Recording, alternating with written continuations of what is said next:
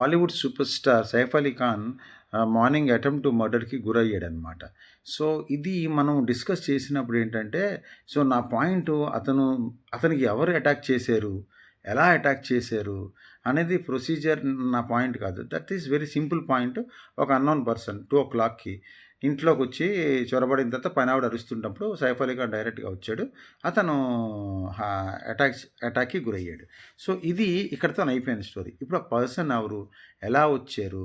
అసలు ఇది కాన్స్పిరసీయా? ఇంట్లో వాళ్ళ ఇన్వాల్వ్‌మెంట్ ఉందా? ఎక్స్-పని మనుషుల ఇన్వాల్వ్‌మెంట్ ఉందా? ప్రెజెంట్ సెక్యూరిటీకి కూడా అపార్ట్మెంట్ సెక్యూరిటీకి కూడా ఇన్వాల్వ్‌మెంట్ ఉన్నాదనేది నా క్వెషన్ కాదు. సో, నేనేమంటానంటే ఒక సూపర్ స్టార్ అయిన సైఫ్ అలీ ఖాన్ గారు అంత లో సెక్యూరిటీతోని ఉంటున్నారా? అంటే ఒక దొంగడు డైరెక్ట్‌గా ఆయన ఇంటికొచ్చాడు. ఇంటికొచ్చేసిన తర్వాత లోపల దూరిపోయాడు. అది ఇంట్లో వాళ్ళు అనుకుందాం, లేకపోతే పని మనుషులు అనుకుందాం, ఎవరో హ్యాండ్ ఉందనుకుందాం. ఓకే. ఫైన్. బాహుబలిని కట్టప్పే కదా చంపాడు. అంతెందుకు మనకి మన సూర్యని కూడా భానుయే కదా చంపాడు. సో, మనకి చంపేవాళ్ళు ఎక్కడి నుంచో బయట నుంచి రారు. మన దగ్గరే, మన చుట్టుపక్కలే తిరుగుతుంటారనమాట. ఇది ఒక సెలబ్రిటీ స్థాయిలో ఒక ఏజ్ ఒక స్టేజ్‌లో ఉన్నోళ్ళు డెఫినెట్‌గా తెలుసుకొని వాళ్ళ సెక్యూరిటీ సిస్టమ్ అనేది స్ట్రాంగ్‌గా పెట్టుకోవాలది. ఒక మనిషొచ్చి అసలు ఇంటి దగ్గర పోనీ అపార్ట్మెంట్ సెక్యూరిటీ ఉంది, కిందన సెక్యూరిటీ ఉంది. అవన్నీ దాటుకొని వచ్చేసాడే అనుకుందాం. స్టేటస్ కొలిదేనా అసలు మన ఇంటి ముందు మనుషులుండాలి కదా నైటు. అసలు ఇంట్లోకి ఎలా ఎంటర్ అయిపోతారు? అసలు చాలా అలా ప్రాపర్టీ అసలు అతను కింగ్ పటోడి కొడుకు. Is a son of a king. అతను పెద్ద ఆస్థానం ఉంది. అండ్ కరీనా కపూర్ కూడాను well and well rich personality. అసలు అలాంటి పర్సన్స్కి ఇంటికి ఒక దొంగ వెళ్ళిపోయాడు.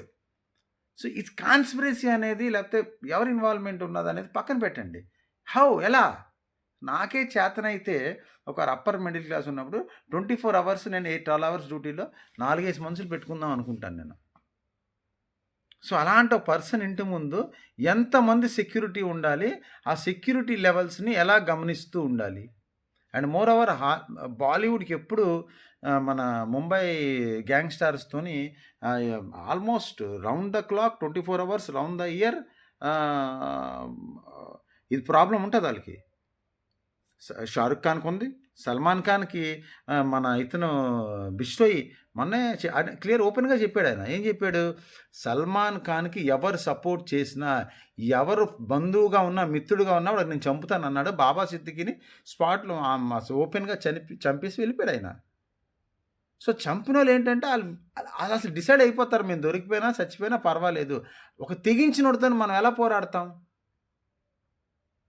అంటే రాజు కన్నాను మూర్ఖుడు గొప్పోడు కదా! ఒకడు తెగించాడు అనుకుందాం. సో, మనం ఎలా పోరాడలేం. సో, మన సెక్యూరిటీ లెవెల్స్ అండ్ మన జోన్సే మనకి ఇంపార్టెంట్ అనమాట. ఈవెన్ బాబా సిద్దికీ కూడాను ముందే చెప్పాడాయన. సల్మాన్ ఖాన్‌కి ఎవరు క్లోజ్ ఉన్నా నేను చంపేస్తానని చెప్పి. సిద్దికీ తీసుకోలేదు. ఆయన కేర్ తీసుకోలేదాయన. And I tell you another one fine example.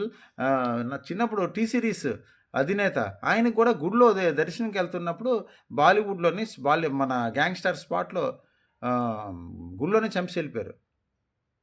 So ఇది మన ఇండియాకే పరిమితం కాదు. మొన్న రీసెంట్ ఎలక్షన్ క్యాంపెయినింగ్లో ట్రంప్ మీద బుల్లెట్ ఫైర్ అయ్యాయి. ట్రంపే కాదు, 1960లో జాన్ కెనడీ అని ఒక ఆల్మోస్ట్ 5 ఇయర్స్ ఆయన ప్రెసిడెంట్గా చేసి నెక్స్ట్ టర్మ్ ఎలక్షన్ క్యాంపెయిన్కి వాళ్ళు వెళ్తున్న టైంలో ఎక్కడి నుంచో అతడు సినిమా లాగా అనమాట అన్నోన్ బుల్లెట్స్ 2 బుల్లెట్స్ అతని హెడ్లో తగిలి చనిపోయారు. ఈరోజు కూడా తెలియదు అది ఎవరు చంపారు అనేది.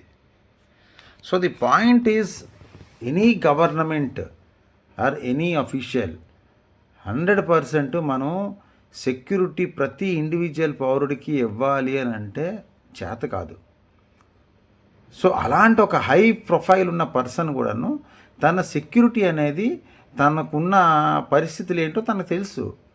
సో ఇప్పుడున్న రాజకీయ పార్టీలు నువ్వు అందుకు చేయలేదు, నేను ఎందుకు చేయలేదు, నువ్వు అందుకు చేయలేదు, నేను ఎందుకు ఇది పాయింట్ కాదు ఇక్కడ. ఫస్ట్ ఆఫ్ ఆల్ మనం ఎవరు చేశారో ఆ కాన్స్పిరసీని మనం చేయాలి. That is the point. So ruling గవర్నమెంట్కి ప్రతిపక్షం గవర్నమెంట్ డిమాండ్ చేయాలి ఏంటని, you please find the person who involved in this issue. అంతే తప్ప లా అండ్ ఆర్డర్ ప్రాబ్లమ్ ఉన్నది అని అంటే, సో ఎవ్రీవేర్ అది ఇలాంటి ఒక ఘటనలు అనేవి ప్రతి దగ్గర జరుగుతూనే ఉంటాయి. దీనికి ఇప్పుడున్న ఎవరైతే ప్రతిపక్షులు ఉన్నారో వాళ్ళు రేపొద్దున అధికారం వచ్చినా వాళ్ళకి కూడా ఈ ప్రాబ్లం ఉంటుంది. సో ఎంత మనం కట్టుదిట్టమైన సెక్యూరిటీ చేసినా, ఎంత ఇచ్చేసినా అమెరికా లాంటి కంట్రీకే దిక్కులేదు. సో మనం ఎలాగది ఇంకా 100% మెయింటైన్ చేయగలం? సో చేయలేమన్నమాట. So my point and my question is only one thing. Please try to find and who involved in this particular issue. So guilty అయిన పీపుల్ని ఇమీడియట్గా అరెస్ట్ చేయగలగాలి. సో ఆ మెథడాలజీ అనేది మన ఇంప్రూవ్మెంట్ ఉండాలి. ఇప్పుడు మనం అరెస్ట్ చేసామనుకోండి, నెక్స్ట్ ఎవరికైనా భయం వస్తుంది కదా. అంతే తప్ప ఇది జరుగుతుంది కానీ ఇంకా ఒక్కడు కూడా అరెస్ట్ అవ్వలేదు, ఇంకా టైం పడుతుంది, నెలలు పడుతుంది, రోజులు పడుతుంది అంటే ఇలాంటి ఇష్యూలు చేసే వాళ్ళకి ఏంటంటే ఇంకా ధైర్యం పెరిగిపోతుంది. సో నా I request to the concerned government authorities, so ఇమీడియట్గాను వాళ్ళని అరెస్ట్ చేసి ప్రజల్లో నమ్మకం తండి. అంతే తప్ప ఈ ప్రతిపక్షాలు కానీ ఇంకోలు కానీ అసలు దీన్ని సెక్యూరిటీ లేదు. ముంబైకి ఒక పర్సన్ చనిపోతే సెక్యూరిటీ లేదా? సో అది ప్రాసెస్. అది చనిపోవడం ప్రాసెస్ అన్నాను. డెఫినెట్గాను ప్రోస్ అండ్ కాన్స్ ప్రతిదానికి ఉంటాయి మనకి. అంతేందుకు మన ఎలిమినేట్ మాధవరెడ్డి గారు చనిపోయారు ఓపెన్ బాంబ్ బ్లాస్ట్లోని బై తీవ్రవాదుల ద్వారా. మన సీఎం గారు అలిపిరి దగ్గర ఘటన. సో ఇవన్నీ ఇన్ని సెక్యూరిటీ పారామీటర్స్ తీసుకున్నా కూడాను ఇది మనం దీన్ని 100% కంట్రోల్ చేయలేమన్నమాట. బట్ నా రిక్వెస్ట్ ఏంటంటే, నా కన్క్లూజన్ ఏంటంటే ఒకటే, ఐ రిక్వెస్ట్ గవర్నమెంట్ అథారిటీస్, ఆ కాన్స్పిరసీ ఎక్కడ ఉందో అది ఇమీడియట్గా ఛేదించడం వల్ల ప్రజల్లో నమ్మకం కలుగుతుంది. ప్లస్ అలాంటి తప్పు చేసే వాళ్ళకు కూడా భయం కలుగుతుంది అనమాట. అరే ఇంత ఇమీడియట్గా మనం దొరికిపోతాము, అసలు సిస్టమ్ నుంచి మనం పారిపోలేము, మనం ఎట్టి పరిస్థితుల్లో దొరికిపోవాల్సిందే. సో నా భయమే నాకు కలుగుతుంది, ప్రజలకు నమ్మకం కలుగుతుంది అనమాట. Thank you so much. నా వీడియో నచ్చినట్లయితే, నా తాలూకా నేను చెప్పే విధానం, నేను ఏదైతే అడ్వైస్ చేశానో అది నచ్చినట్లయితే ప్లీజ్ షేర్ చేయండి. ఇది అఫీషియల్స్ వరకు వెళ్ళడానికి. Thank you so much.